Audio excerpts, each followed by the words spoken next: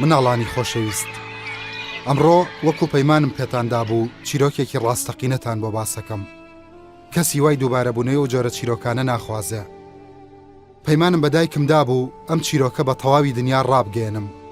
باسی ڕۆژانێکی پڕ لە خۆشی و ناخۆشی، باسی ئەو زوڵم و زۆرەی کە لە نەتەوەکەمان کراوە. مناڵانی خۆشەویست، ئەو ئارامیەی ئەمڕۆ هەمانە بە زەحمەتێکی زۆر بەدەستمان هێناوە. مێژووی کورد پڕە لە داگیرکردن و زۆردارانێک کە چاویان لە خاکی وڵاتەکەمان بڕیوە. هەر کاتێک دەنگمان هاتبێ بە ئاگر و ئاسن وەڵاممان دراوەتەوە. ئەمڕۆ ئێمە لەو ئاسایشەداین نابێت لە پاراستنی وڵاتەکەمان غافڵ بین. ئەبێ ئەمڕۆ بەهێزتر و وریاتر بین بۆ پاراستن و بۆ پێشکەوتنی وڵاتەکەمان. ئەم چیرۆکەی کە منەی گەڕمەوە لە ساڵی 1970 ڕوویدا. قوتابیە خۆشەویستەکان، ئەمڕۆ بەشێک لە مێژووی پڕ لە نەهامەتی وڵاتەکە بۆ ئێوە باسەکەم. ڕۆژێک لە ڕۆژان گوندێک هەبوو بە ناوی قەسرۆک. قەسرۆک سروشتێکی ێجگار جوانی هەبوو، پایزانی پڕ لە دەنگی باران بوو، ڕەنگی جوانی گەڵاکان، زستانی پڕ لە قاقای مناڵان لە یارینێ و بەفردا، بەهارانی پڕ لە دەنگی باڵندە و چرۆی داران و هاوینانی خۆش بەهۆی سێوی زەرد و سووری قەسرۆکەوە. مناڵە شیرینەکان، خەڵکی قەسرۆک زۆر دڵخۆشن بەیەکەوە، وەک بنەماڵێکی گەورە پێکەوە ژیان. خەڵکی قەسرۆک زۆر دڵسۆزانە بەهانای خۆشی و ناخۆشی یەکترەوە چوون. زەماوەند و ڕەشبەڵەکە گیرا و دەنگی خۆشی گۆرانی کوردی هەموو چیاکانی دەوری قەسرۆکیان پڕە کرد. بەڵام بەداخەوە ئەم هەستە جوان و پڕە پێکەنینانە دێوی ڕەشی ترس و فرمێسێک جێگانی گرتەوە. ڕەنگە بپرسن هۆکارەکەی چی بوو. مناڵانی خۆشەویست، لەو ڕۆژگارەدا خاکی زێڕینی کوردستان لەژێر دەسەڵاتی دیکتاتۆرێکی خراپەکارا بوو. ترس و بێدەنگی قەسرۆکی داگرت، چونکە جەلادەکانی ڕژێم ئەو کات بە پێشێلکردنی هەموو جوانیەکانات نەناو گوندەکە و داهاتوویەکی ڕەشیان لەگەڵ خۆیان ناهێنا.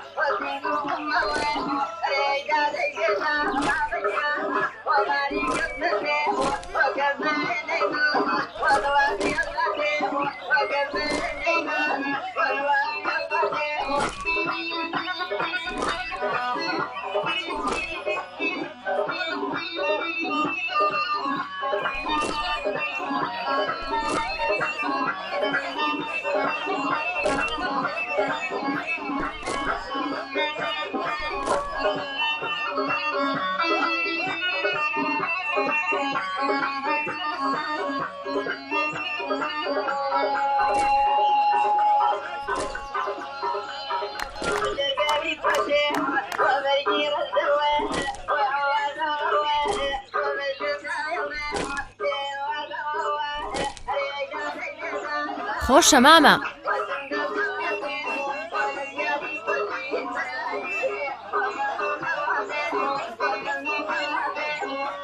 ئاوەرە قالە وەرە دەی سڵاوە لێ بە مام خدر باشی؟ سڵاو لە تۆ پیاوی قۆس. وەرە چایەکمان لەگەڵا بخۆرەوە بۆ چۆ ڕۆی؟ تۆ واز لە چا خواردن بێنە مامە خدرجان، بۆ نایت لەکەڵمان تۆزێڵ پەڕی. دەی ئێستا وەرە کاکە جیا من ێستا پیر بووم، وەک تۆ گەنج نەماوم ئەو کاتە زۆر هەڵەپەڕیم کە کوڕ بووم. ئەو قسەیە چی مام خدرگیان تۆ هێشتا گەنجی بۆ نایەتە ناو هەڵپەرکێکەوە شای کوڕەکەتە هەسە مام خدرگیان دەی هەموو چاوەڕێی تۆن. نوخشە بێ لە تۆش کوڕم بەڵام باوەڕ کە من ناتوانم زۆر هەڵپەڕم.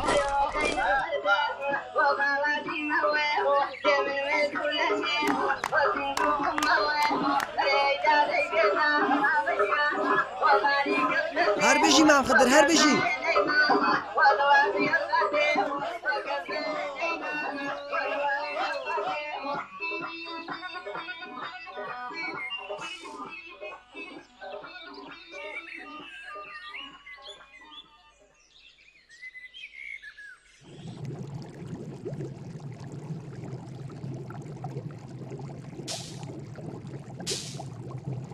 ئاگاگیان ئادەی کوڕە شیرینەکەم بزانە و ئاوە کوڵاوە لە منجەڵەکەیە دەی ئەمڕۆ بەنیازم دۆکڵوتان بۆ بکەم بەسەر چاودایەگیان چاوەکانە خۆش بێ کوڕە شیرینەکەم سپاس کە هاوکاری مەکەی. تۆزێکی ماوەدایە هێشتا نەبۆتە سەد پلەی گەرمی تا بکوڵێ. کوڕم بلەو شتانە نازانم سەد پلەی گەرمی چییە بە قوربانم لەو شتانە نازانم. دایەگیان مامۆساکەمان ئەیوت ئەو لە گەرمی سەد پلەیا کوڵێ. دەی باشە کوڕە شیرینەکەم دەستەکانە خۆش بێ ئافرین. بۆرە بەسێتی ئەو نەمەوە ڕێیتر بێزار بووم. ئارام هاتۆ بە دوامە. کوڕەکەمەوە دیسان بابۆڵەکە و لەبیر چوو. بابڵێکی دایە وەرە با بە گوێتا بێنم. باشە دایەگیان. خواحافیز. خواد لەگەڵ کوڕە شیرینەکەم خوا حافیز دەبێ.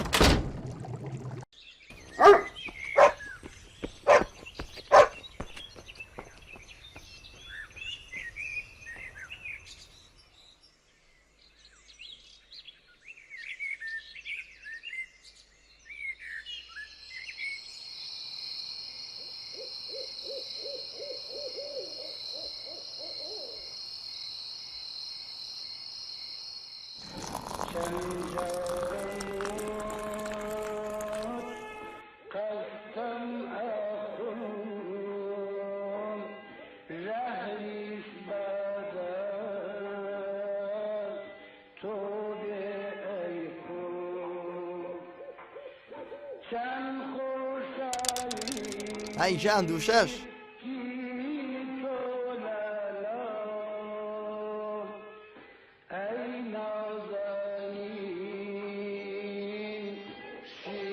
سلام علیکم. عەلەیکە سەلام بەخێر بێ یاخوا. سڵاو وەسە حەسەنم کاتەو باش. سەلام برام بەخێر بێن ئەوە بۆ دیانین کاکە فەرموو دانیشتن با چاکتان بۆ تێکەم. دەست و چاوە خۆش بێ وەسە حەسەن. زۆر بەخێر بێن کاکە گیان ئەرەوە پێم بڵێن ئێوە لە شۆن دەنگ و باستان ئیش و کار لەگەڵ ئیش و کارا چۆن کوڕم پێم بڵێن. شکر بۆ خوا مام خدر گیان ئێمە باشین. ئەی باشە دەنگ و باسی ئێوە چۆنە؟ وەڵا کاک عەلیجان منی ژنم بۆ ئارازی کوڕم گواستە و ئاهەنگێکی زۆر زۆر خۆشمان بۆ کرد بەڵام بەخوا جێگەی ئێوە دیار بوو براکەم. زۆر باشە پیرۆزە کاکە گیان. وەڵام مام خدرەوەی ڕاستی بێ هەواڵێکی خۆشم پێ نییە. باسی هێرشی ڕژێمی عێراقە. ڕژێمی عێراق ماوەیە کە دەستی کردۆ بە کوشتاری خەڵکی هەندێک لە گوندەکانی کوردستان. خەڵکیی زۆریان بێسەروشن کردووە و تەنانە ڕەحمیان بە ماڵەکانیش نەکردووە. تەنها قسەتان بۆ کەم خەڵکینە. بڕۆن خۆتان ڕزگارکەن لەوانەیە بەم زوانە بگەن ئێرەش.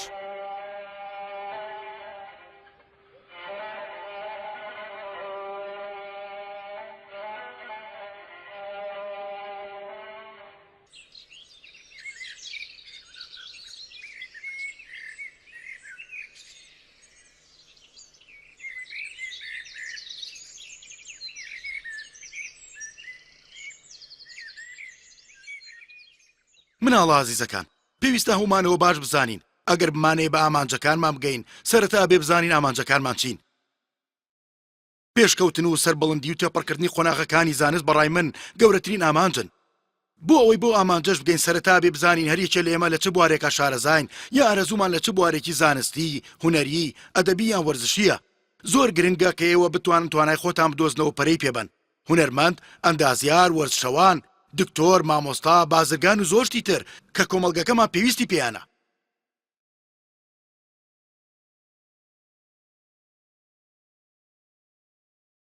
مەرج نییە هەمووتان ئەندازیار بن. مەرجنی هەمووشتان دکتۆر بن کۆمەلگا پێویستی بە زۆرشتی ترە بەڵامە بێ هەریەکێک لێەوە هەر بەشێکتان هەڵبژارد و یان حەستان لێتی هەوڵ بن لەو قۆناغا باشترین و بەرزترین پلە بەدەست بێنن بەرزترین پلە لە ئاستی جیهان لەبیرتان نەچێ هەمیشە هەنگاو بەرەو یەکەم بوون هەڵبنێن و هەموو کات بیر لەوە بکەنەوەکە بێ ببنە جێی شانازی بۆ خۆتان و خێزان و وڵاتەکەتان ئەوە ئێوەن کە داهاتوی وڵات دروستەکەن وەکو زۆر مناڵی ترکە لە پارچە جیاجیەکانی دنیا خەریکن بۆ پێشکەوتنی خۆیان و وڵاتەکەیان هەنگاوەنێن لەوانەیە ئەوان ئەو هەنگاوانە زۆر بەتوندی و بەپەلە هەڵبنێن بۆیە داواتان لێ یەکەم ئەگەر ئەوان بەرەو پێشکەوتن بە خێرایی هەنگاوەنێن ئەبێ ئێوە خێراتر بەرەو پێشەوە بچن ئەمە چێبڕکێیە و ئەبێ ئێوە یەکەمی ئەو چێبڕکێیە بن مناڵە شیرینەکانم هەوڵ بۆ دۆزینەوەی توانەکانتان بن ئەو توانایانەی وا حەستان لێتی بۆ ئەو توانایانەی کە لێیان ماندوو نابن هەر کات کە گەیشتن بە بەرزترین پلە لە بواری پسپۆڕی خۆتان بوو بە گەورەترین هیوا و ئامانستان ئەو ڕۆژەیە کە لە پێشکەوتن نزیکە بینەوە و بەرەو ڕوویەچین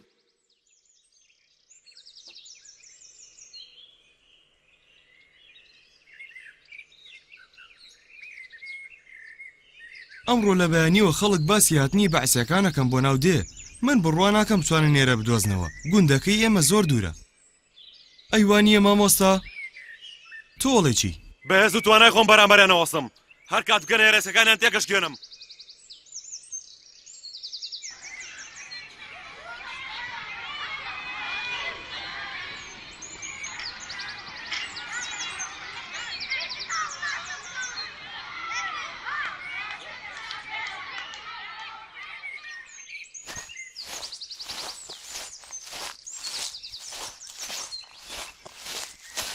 ئاگا تۆزە لەسەر خۆ ئەو بووە بەفەلا ڕۆی ئەرێ بەڕاست ناوی ئەو کتێبی مامۆستا خوێنیەوە چی بوو؟ ناوی کتێبەکە کتێبی ملوانکەی شین بوو مامۆستا کتێبی بە سوودی زۆرە ئەزانی؟ گوا خۆ لە شعرەکەیا باسی ملوانکەی ناکرد باسی قوتابخانەیە کرد ئەوە کتێبی شعرە ناویەکە لە شعرەکانی ملوانکەی شینە ئێت خوا بەڕاست؟ بەڵێ بەڕاست کاکە تۆ وازە قسانە بێنە ئەزانی جانتاکەم چیتیە ڕاکە بابشانە بم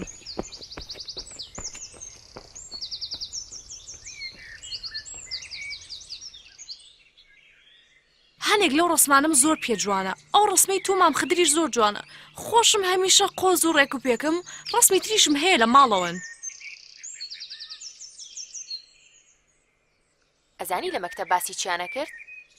ئەزانم باسی ملپێچەکەی منیانە کرد ئەیانوت زۆری لێ جوانە ئارامە قۆز ئارام تۆ ژەموو شتێ بەگاڵتە وەرەگری باسی ڕژەمی عێراقیانە کرد نادڵ نییە بە باسی ملپێچەکەی منیانە کرد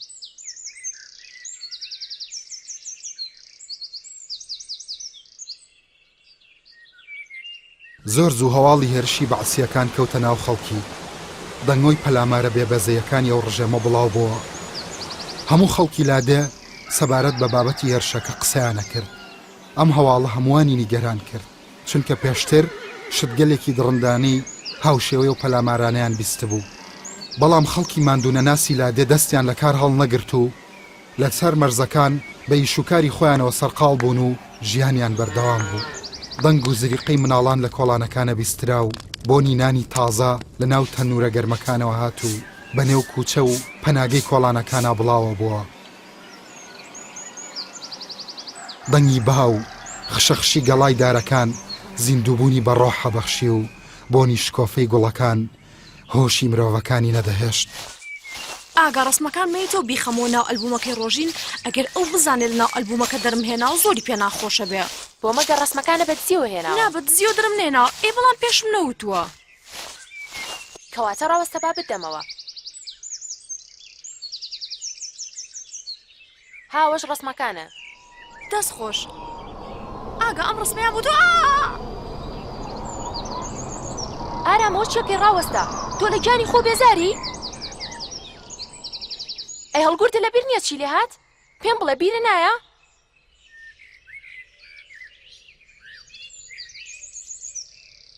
بەڵام ئەو سەگەکەی بەرمین کەوتۆ قاچی پەڕیوە ئێخۆ من ئاژەڵنی من مرۆڤم مەترسە مین لەوە تێناگە ئاژەڵی یان مرۆڤی پێی لە سەردانی ئەتەقێتەوە لەوانەیە بچی قاچەکە نەمێنێ ئەو کاتە چۆن ئەتوانین هەتا ماڵەوە کێبڕکێڕاکردن بکەین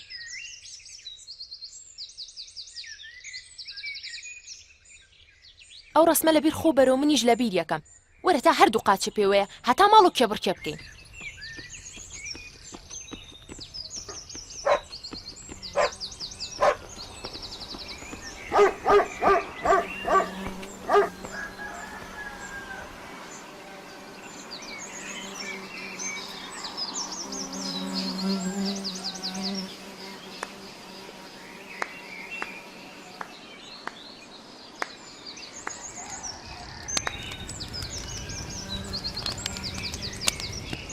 سڵاو دایکجان، سڵاو کوڕە شیرینەکەم یەخوا بەخێر بیتەوە. ماندوو نەبی دایکجان. قوربانێ بم دەنگ و باس چییە؟ بەس خۆشی و دایکجان شتێکی وان نییە. دەی باشە کوڕەکەم لەخوا بەزیا بێ. من زۆری لاکەم خواردن ئامادەیە دایە؟ ئێستا ئامادا بێ کوڕە شیرینەکەم.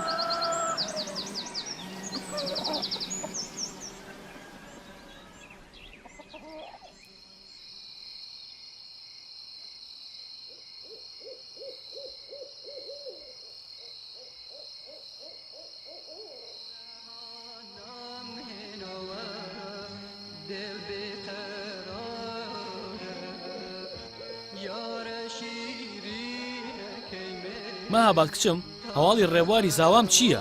لەگەڵ ئیشوکارەکەیە چۆنە ئاسوودەیەک چەکەم؟ شکر زۆر باشە باوکە گیان ئەوە بەهۆی ئەو ئیشەوەیە باردۆخمانەوە باش بووە ژیان بەڕێەکەین.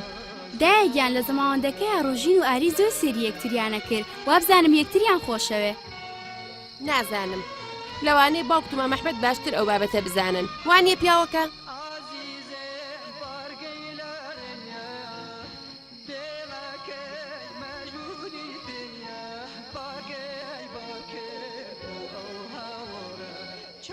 وابزانم باوکم کەیفی پێ نەهات دایکە.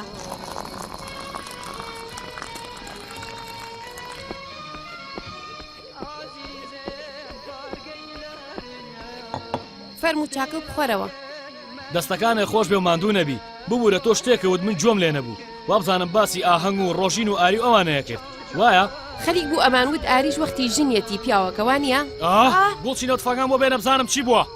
دەنگی گورێگیە گورگەکان هاتوون. هیچ دیارە؟ هیچم لێ دیار نییە بەڵام دەنگیانیەت. ئاگاوەرە ژوورەوە. یانا باوکەگیان هیچ نی هەڵهاتن. بۆرە ڕاوینان. باشە پیاوەکە خۆت و هیچ کاتێ بۆ ڕاونانی گورگ دەستی بۆ چەک نەبردووە. ئەوە چی بووە؟ کاکە ئاری کە تۆ خەوتە بووی گورگەکان هاتبوون. بۆرەش زۆر ئازانە پێیان وەڕی و هەموویانی ڕاونا. ئێسەش بە گوێ منەکەی تا خەوکە و نەزراوە بڕۆ بخەوەرەوە.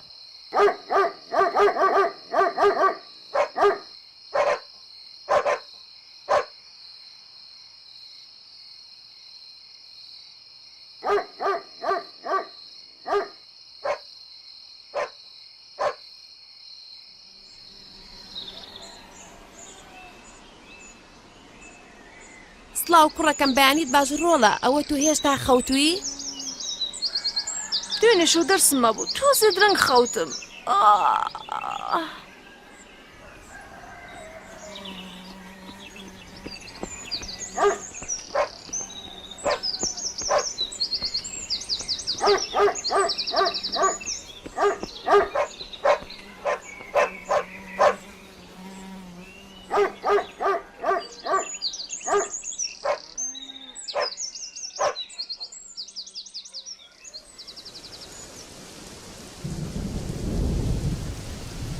وا دنیا بەرەو ساربوونە ڕوا ملپێچێک لەوێ لە ملی کەبانە خۆش نەکەوی ویستی شەقۆسربی ئەتوانی پرچ وەکو من شانە بکەی.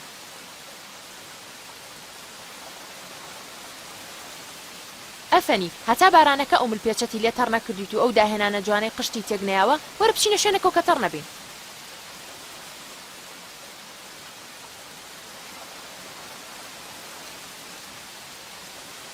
دایک مەڵێ لە هەوای باراناویە ئەبێ چێشتی بارانی بخۆی. چێشتی بارانی چییە ئاگا؟ تۆش جاژا قسەی سەیرەکەی. چێشتی بارانی وەکو نیسک وەکو شێلم و پاقڵی کوڵاو. ئاگا ئەوانە خواردنی بەتام نین. زۆر بەتامن زۆریش بەسوودن. حەزەکەم کە چوومۆ دایکم یەک مەنجەڵ نیسکی لێ نابێ. زۆرم حەز لە بۆنی بارانە حەزەکەم بەردەوام بۆنی بارانم بۆ بێ. تەنانەت ئەو کاتانەی کە خۆریش بە ئاسمانەوەیە مێشک لە کارکەوتو خۆر بە ئاسمان و بێ باران نابارێ. مەبەستمەوە بوو ئەوەنە حەزم لە بۆنی بارانە پێم خۆشە هەموو کاتە بۆنی بارانم بۆ بێ. ئاڕاوەستە بزان بە چۆڵی مێشکە لە کارکەوتووە. دەڕاوەستە بزانم دەڕاوەستە.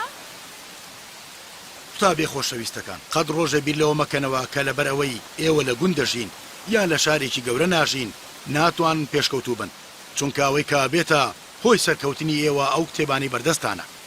ئەو مناڵی وا لە شارێکی گەورە چێتە مەکتەب هەر ئەو کتێبا خوێنەکە ئێوەی خوێنن. ئێمە کەسایەتی زۆر گەورەمان هەیە کە وەکو ئێوە لە گوندەوە خوێندنیان دەست پێ کردووە و ئێستاش لە گەورەترین پلەکانی زانستا خەریکی کاری گەورەن. باڵندە جوانەکانم هەڵفرن و لە شەقەی باڵ بن و ناوی بەرزی وڵاتەکەتان ببەنە ئاسمان بەرەو بەرزترین خاڵی ئاسمان باڵ بگرن و ئاگاداری ئەو باڵە ناسکانەتان بن و قەت ئەوەتان لەبیر نەچێ باڵەکانی ئێوە کتێبەکانتانە. بیرتان نەچێ بەردەوام بن.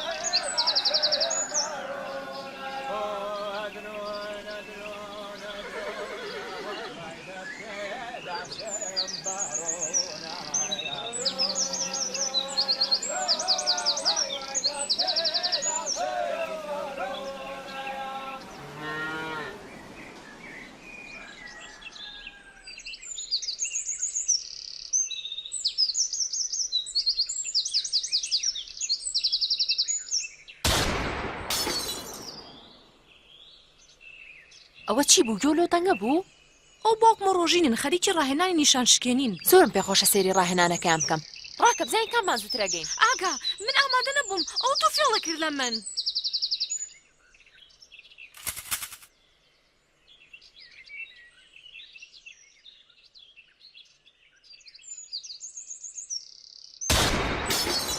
بینیت؟ واو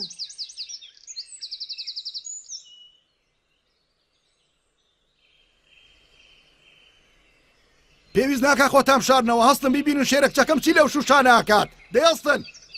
هەستە من کۆتاڕایەنانی خۆم پێشکەشەکەم بە براجوانەکەم ئارام و کوڕە مامی خۆشەویستم ئاگا بۆیە جوان سەیریکەن.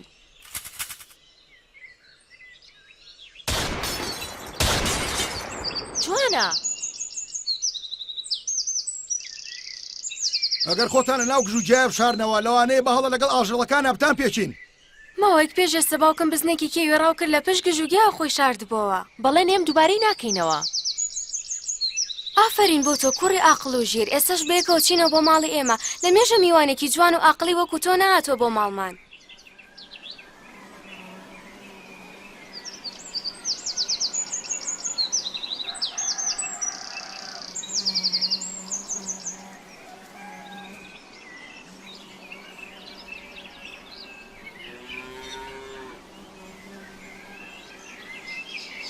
ئێستا دوو پەرداخشیر بۆ کوڕە جوانانایەنم.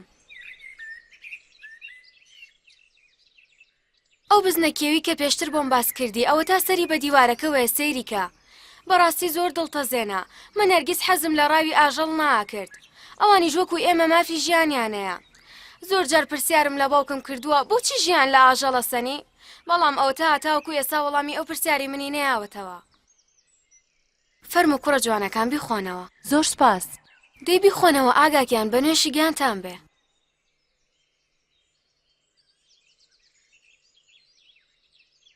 وەی ئاگاگیانەوە ئێستا تێم کردو زۆر گەرمە. وەی نەمزانی گەرمە دەم سووتە.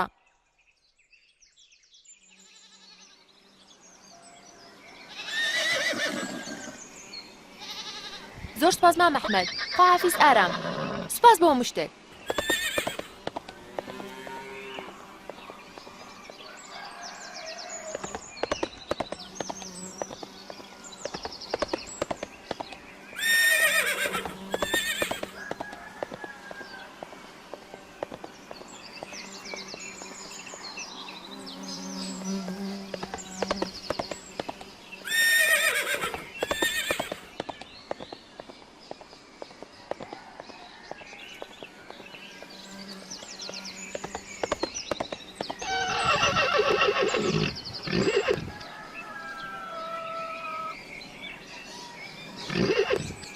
یاڕەبی بە خێوی ڕۆژینگیان ئەی چەنم بیرکردی باشەوە بۆچی دیارنی کچم. خەزاو لە من کەوێ ئامۆژ نەگوڵچینگیان بەخوا منیش زۆر بیرمە کردی. سڵاودایەکیان ماندوو نەبی. سڵاو لە تۆش کوڕە شیرینەکەم ئەی کاک ئەحمەد چۆنە باشە؟ ئەو زۆر باش بوو سڵاوی هەبوو بۆ تۆ. یاخوا سەلامت بێت لەگەڵ ئیش و کارەکانیا چۆنە؟ سپاس بەخوا و ئێستا زۆر باشە. لەخوا بە زیابێت کە زۆر باشە کچەکەم تا ئێرە هاتووی تازە مەڕۆرەوە ئەم شەو لەگەڵ کچەکان بە بۆ خۆت و بەیانی بڕۆرە باشە گیانەکەم. باشە زۆر سپاسی تۆکەم.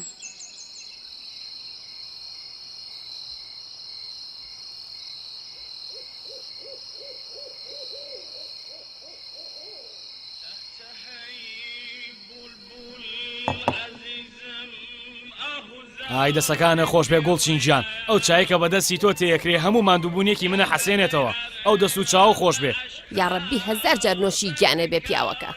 ئەبێ بە زووترین کات من قسە لەگەڵ ئەحمەدی براما بکەم بۆ ئەوەی دەستی ڕۆژین و ئاری بخێنە ناو دەستی یەکەوە بچین بە دوای ژیانی خۆیانە. والله باشترین ئیشەکەی پیاوەکە.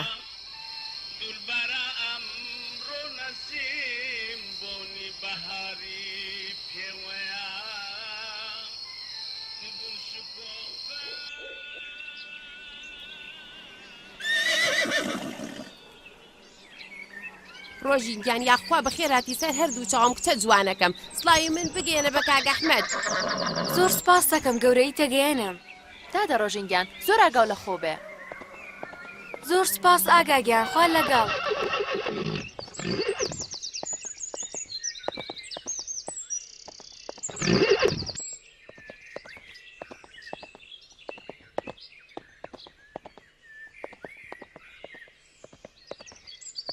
سڵاو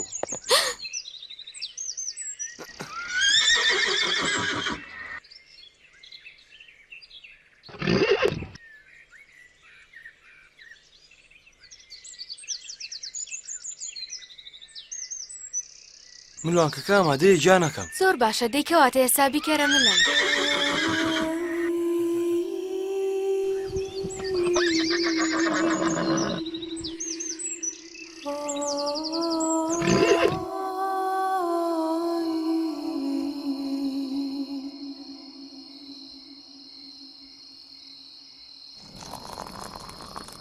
مام خدر ئەوە نەبێخەم مەبە بڕوا بکە ئەو ڕژێمە بەزەی بە کەسا نایەتەوە ئەوەی بۆنی کوردی لێبێ لە ناوێ بە چەندین ناوچەی کوردستانیان فال کردووە کیمیایی لە هەڵەبجەیەوە ئەڵێن نزیکەی 5,000 کەسی شەهید کردووە و چەندین کەسی تریشی دەربەدەر و ئاوارە کردووە. بڕوا هەبێ ئەگەر ئێمەش لەم ناوچەیە نەڕۆین هەرێسا ئەوە ئێمە شەگرن و ئەنفالمانەکەن دوایی ئێمە چی بکەین مام خدرگیان دەی تکاو لێکە بە سەبا لێرە بڕۆین.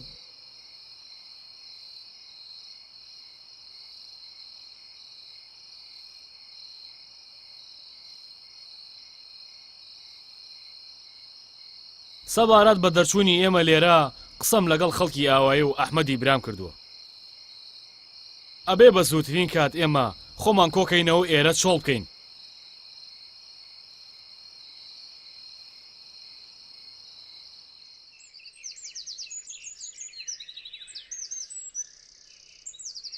ئەحمەد جان کاتیەوە هاتووە کە ئێمە ئێرە چۆڵ بکەین.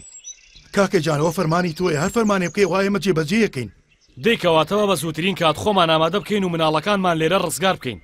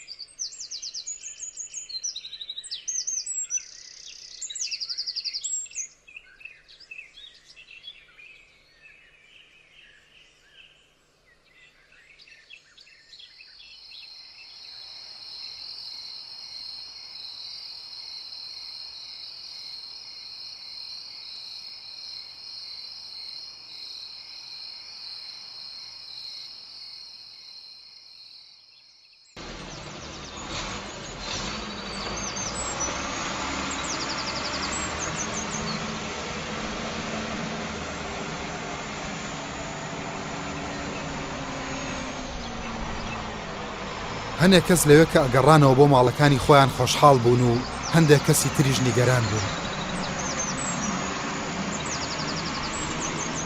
بەڵام مام خەدیری پیر کە بڕیاری هاتنەوەی دابوو لە هەمووان نیگەرانتر بوو.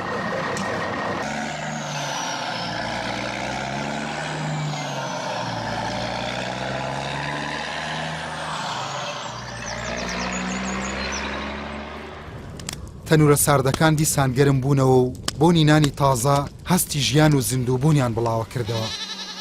دیسان مەڕلەوە ڕانن، دیسان ژیان جارێکی تر لە گوند دەستی پێکردەوە.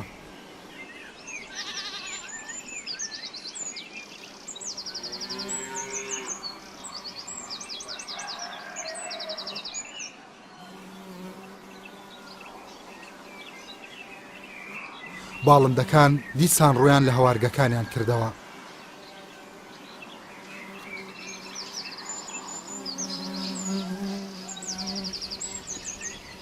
پەیتا خەڵکە گەڕانەوە، بەڵام چاوی مام خدر پرسیار بوون. لە هەمووان زیاتر هەستی بە ترس و دڵە ڕاوکێە کرد. ماڵی مام خدر دیسان گەرم و گوڕیان خستەوە ناو ماڵ، بەڵام ئەم جاریان هەواڵی ناخۆش.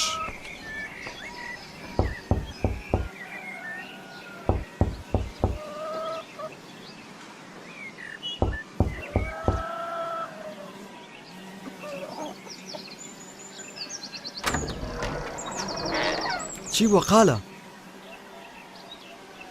ئاراس کوڕم چێ بوو؟ چی ڕوویاوە؟ ماما هاتن ماما!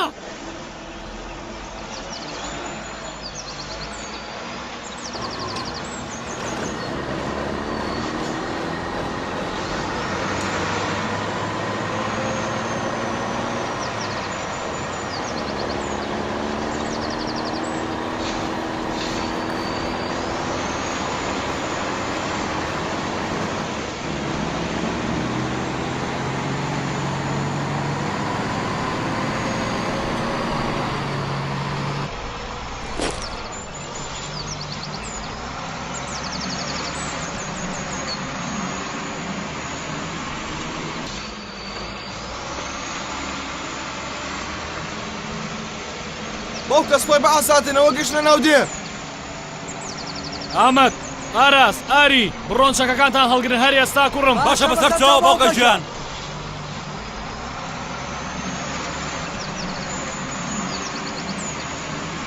ئەوان هاتوون ژیانمان لێ بسێنن، ئێمەش بێت تا خوێنمان تێیە بەرامبەریان بۆستین. فەرمانتە باوکە.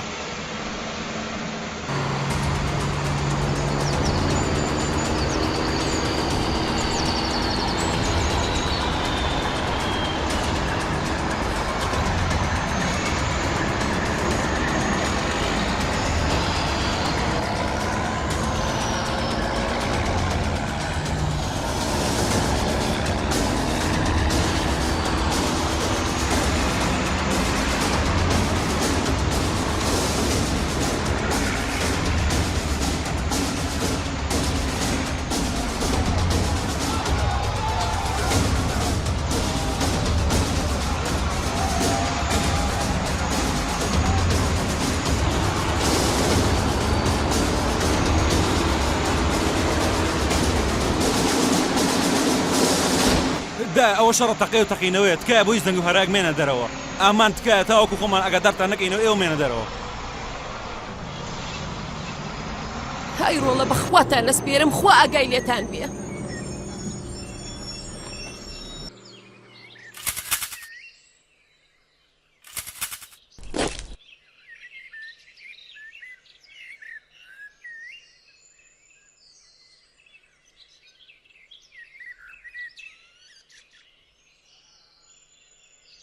لا تختلون، إذا ختلتم ما حد يخلصكم من يا فيصل.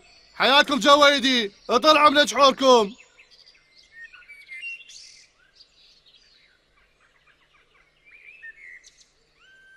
اليوم كلكم تموتون بأمر الرئيس القائد، حرم عليكم تتنفسون.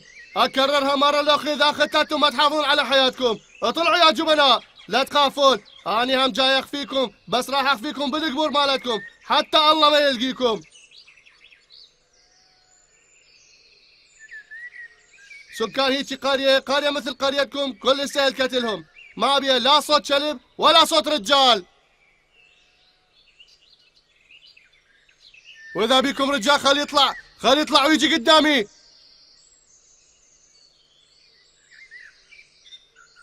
وين الرجال بيكم خلي يطلع. اطلعوا يا جبناء.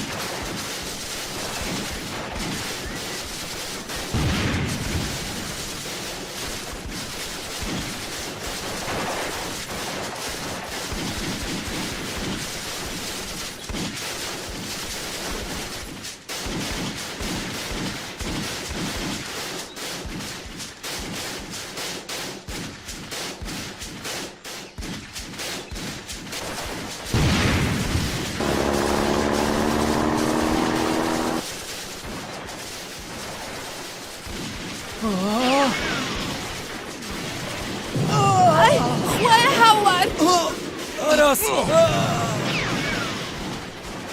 قوم وقف على رجلك حتى اشوف رجولتك بلا سلاحك. يلا قوم. لا اكسر حقك واكسرك العظمه بيك وحكت لك.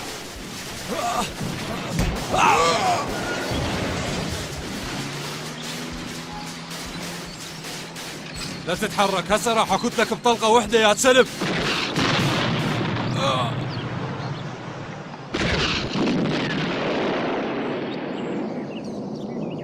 ئاری کوڕم تۆ بڕۆرە بۆ ماڵەوە تۆ بریناری زانە ئاراسی براوچی بەسەر هات. تۆپی دەبابەکە لە پەنجەرەی ماڵەوەی یاوە. ئاراس لێەوە تەقەیەک لەوانەیە ئێستا پێویستی بە یارمەتی تۆ بێ. بڕۆ ئاری جان بێخەم بە من و باوکم لێرێن. بڕۆ بزانە ئاراسی بەسەر هاتووە لەوانەیە برینار بوو بێ. بڕۆ من ئاگام لێرێ.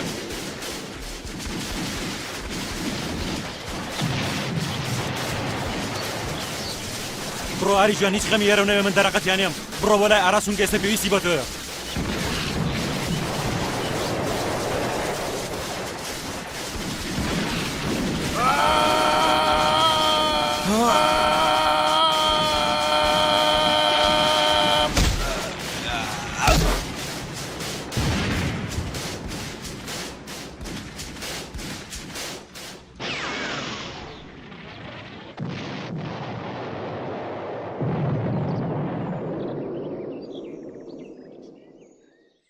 لا تتحرك عنتر، إذا تحركت أطلق عليك وشل حركتك، راح أصليك وأسويك مثل منخل. لا تشيلون عنكم عليه، بس يتحرك اطلقوا عليه. يا خضر يا شايب، هسه مو خوش وقت حتى تشيل سلاحك بوتشي، أي حركة غلط راح أكتل لابنك، ذب سلاحك، ذب سلاحك قبل ما أكتل لابنك. ذب سلاحك.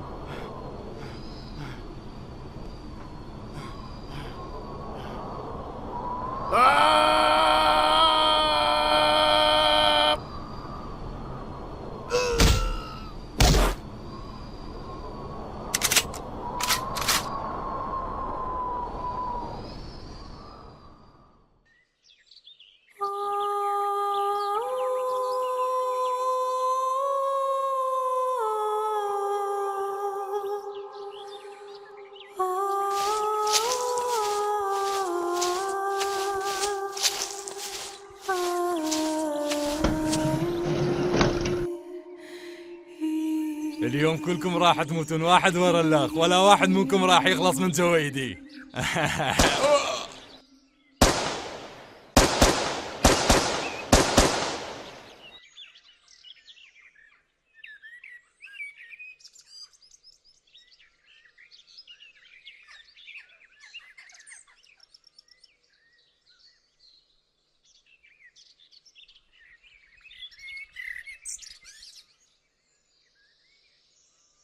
ڕۆژین!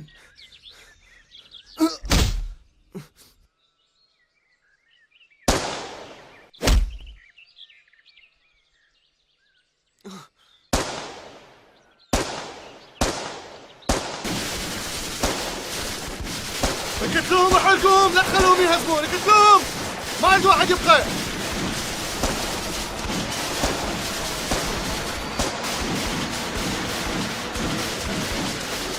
ادري هذول ليش لا يخلصون؟ منين يجون هذول منين؟ قلت لهم احرقوهم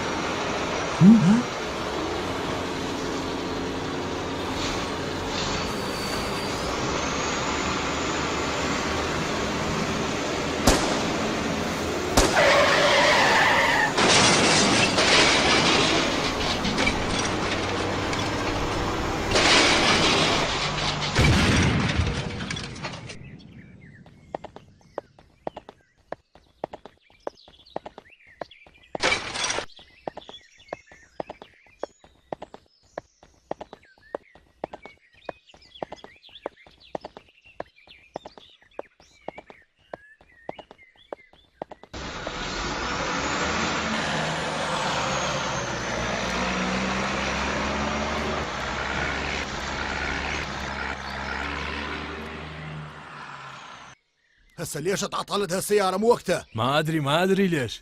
امشي خلينا نروح ندخلنا زقاره ونشوف شاكو ماكو. امشي.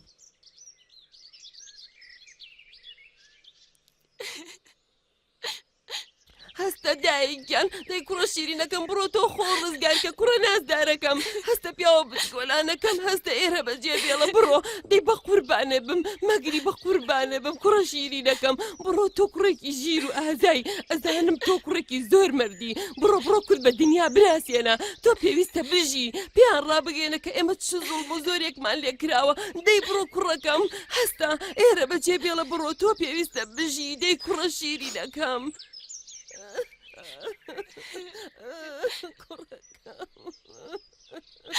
ناڕم دایە من ناڕم من بەجێ نەهێڵم دایە من زۆرە ترسم بنەمێ لای تۆ بم دایە دڵم دەقی دایە بۆ ئەمان لێکرد بۆ ئەمان لێ هات ئاخر چیمان کردووە قوربانی تۆ بم دایە بەخوا منەم شۆم برم قوربانی تۆ بم دایە قوربانی چاو بم دایە زۆرە بیرەکەم قوربانی ئەو دەستانە بم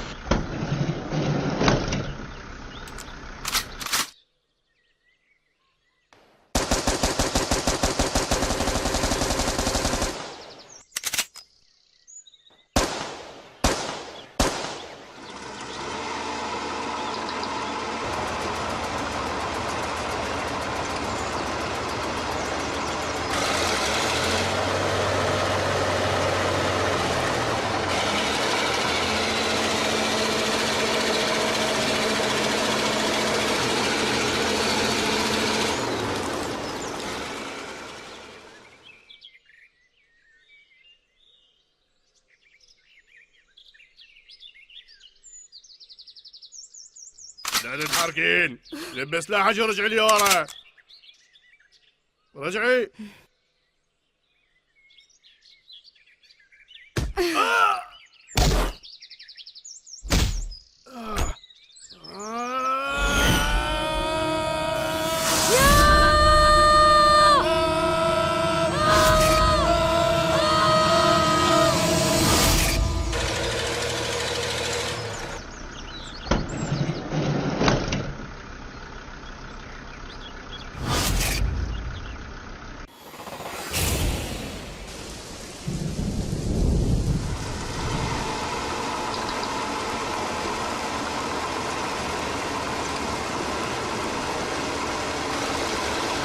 مەگری گیانەکەم مەگری کۆر بە جوانەکەم لە باوەشت تێک تا بن و بە ئیسراحەت گیانەکەی من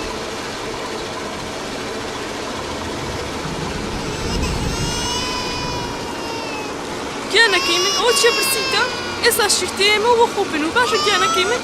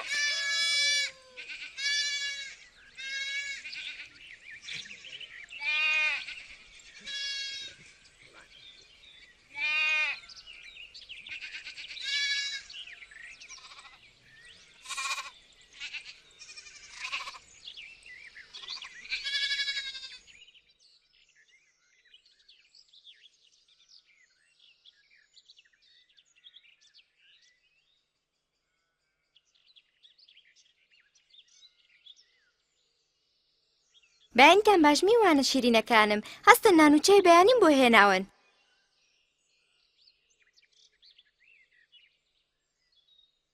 زۆر بەخێربێن گوڵە جوانەکانم زۆر لە مێژە میوانی ئاوارڕێک و پێکمان نەهاتووە ڕەحمیان بە کەس نەکرد تەنانەت بە ژن و مناڵی بچووکیش هەمومانیان دەست بەسەر کرد و سواری سیارەیان کردین دوێنێ مختانە سرم لەسەر کۆشی دایکم بوو بڕوا ناکەم هەرگیز وەرگیز بیبینمەوە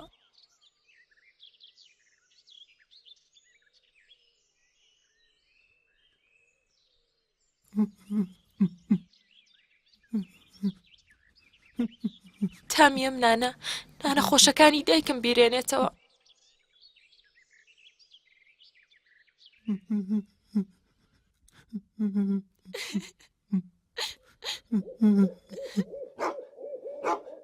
سەرگوڵخان و ڕەحیمەشوانی مێردی کە مناڵیان نەئەبوو بڕیاریاندا کە بۆ هەمیشە ئاگا و ئارام لە لای خۆیان بهێڵنەوە، هەروەک مناڵی خۆیان بە خێویان بکەن و ژیانێکی پڕ لە خۆشی بۆ خۆیان و ئەو دوو مناڵە پێک بهێنن.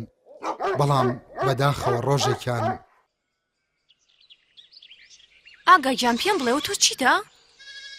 ئارام هەستێکی سێرم هەیە و دڵە ڕاوکێمە.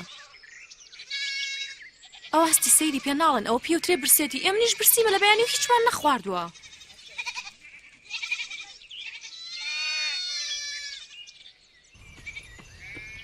ئەوە بۆ کوێچی بگەڕێرەوە بەرەومە ڕاچم کەمێگەلەکەی بەجێشتووە.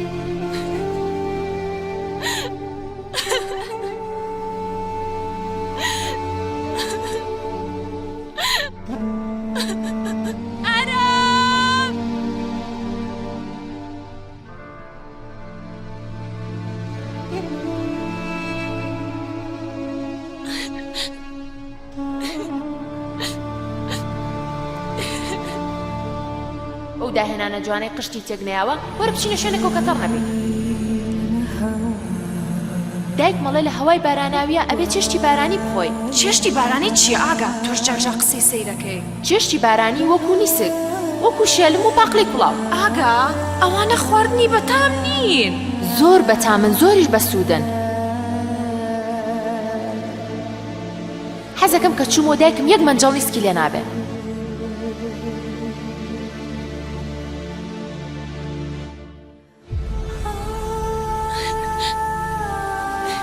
تا بێخۆشەویستەکان قەت ڕۆژە بیر لەوە مەکەنەوە کە ئێوە لە گوند دەژین ناتوانن پێشکەوتوو بن.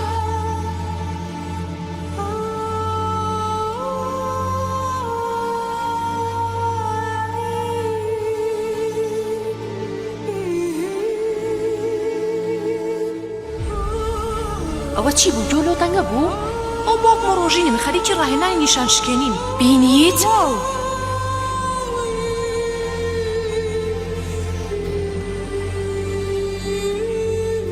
فەرموو کوڕە جوانەکان بیخۆنەوە.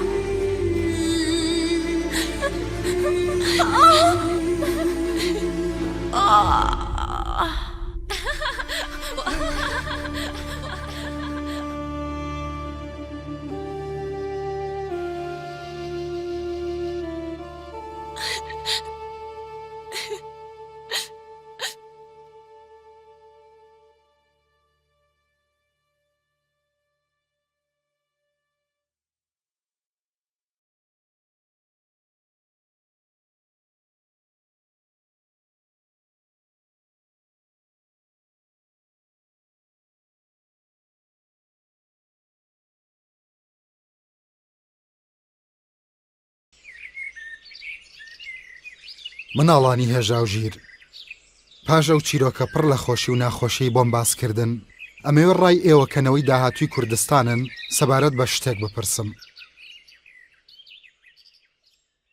هەروەک خۆتان نەزانن هەر تاکێک لەیەوە مناڵانی بنەماڵەیەکن کە بە ڕەنج و زەحمەتێکی زۆر ئێوان گەیاندۆتەوە ئاستی ئێستا هەن. ئەوان بە هەموو بیر و هزری خۆیان بۆ هێمنی و سەرکەوتن و حەز و خولیاکانیەوە هەوڵیان داوە. ئێستا پرسیاری من ئەوەیە، ئێوە هەڵسو کەوتەکانتان لەگەڵ مناڵەکانتان چۆنە؟ مناڵی ئێمە